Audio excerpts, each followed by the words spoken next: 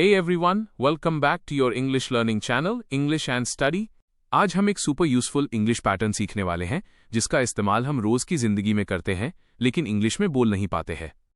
हाँ, मैं बात कर रहा हूं लगे हाथ या हाथ लगे वाले सेंटेंसेस की, जैसे लगे हाथ कपड़े भी धो लेना, हाथ लगे झाड़ू भी लगा देती हूं, हाथ लगे तुमने खाना क्यों नहीं बनाया, लगे हाथ वो चाय भी बना सकती है, हाथ लगे उसे कपड़े भी धोना चाहिए था।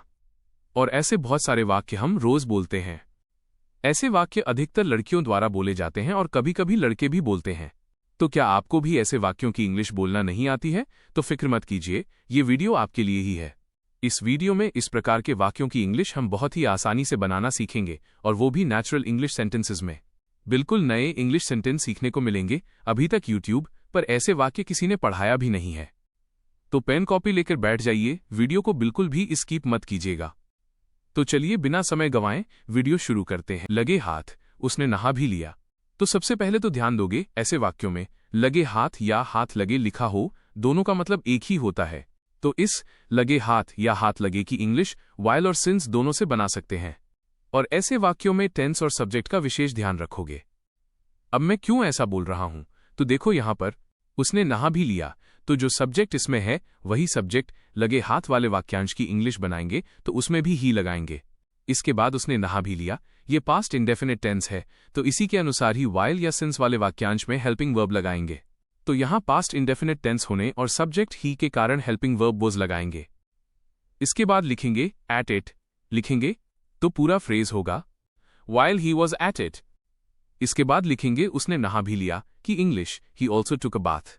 तो इस पूरे वाक्य की इंग्लिश होगी while he was at it he also took a bath.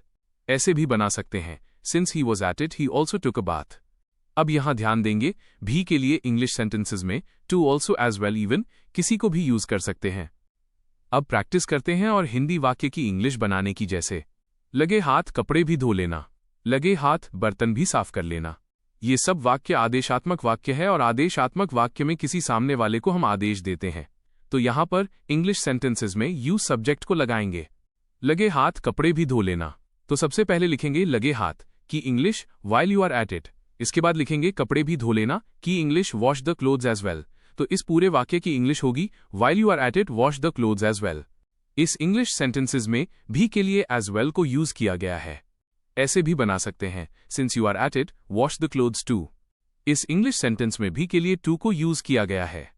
लगे हाथ बर्तन भी साफ कर लेना, तो सबसे पहले लिखेंगे लगे हाथ की English while you are at it. इसके बाद लिखेंगे बर्तन भी साफ कर लेना की English clean the dishes as well. तो इस पूरे वाक्य की इंग्लिश होगी while you are at it clean the dishes as well. ऐसे भी बना सकते हैं since you are at it clean the dishes too. एक और वाक्य को इंग्लिश में बनाएंगे, जैसे लगे हाथ झाड़ू भी लगा देना, तो इस पूरे वाक्य की इंग्लिश होगी while you are at it sweep the floor as well.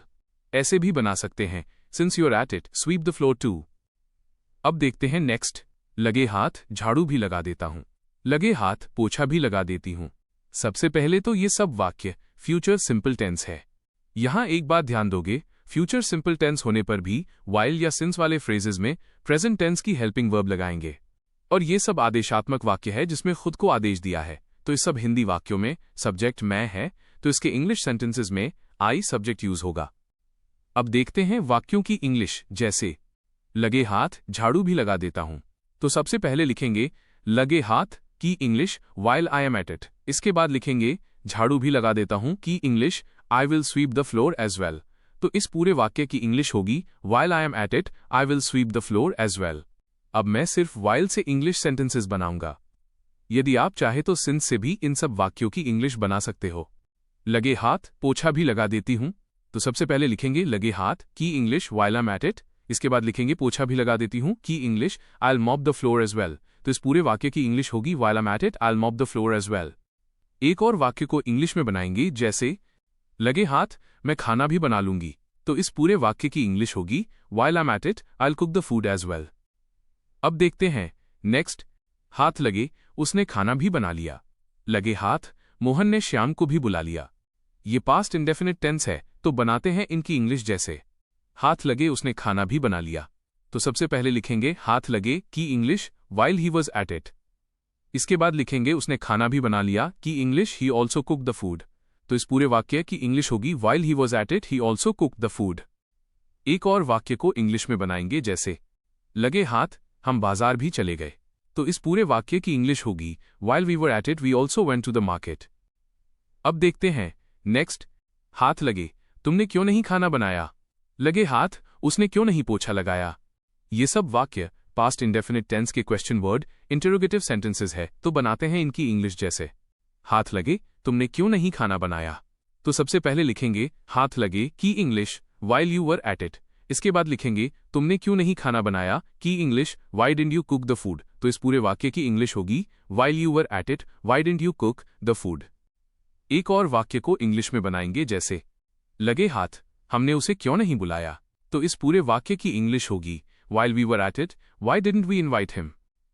अब देखते हैं नेक्स्ट। लगे हाथ तुम खाना भी बना सकते हो।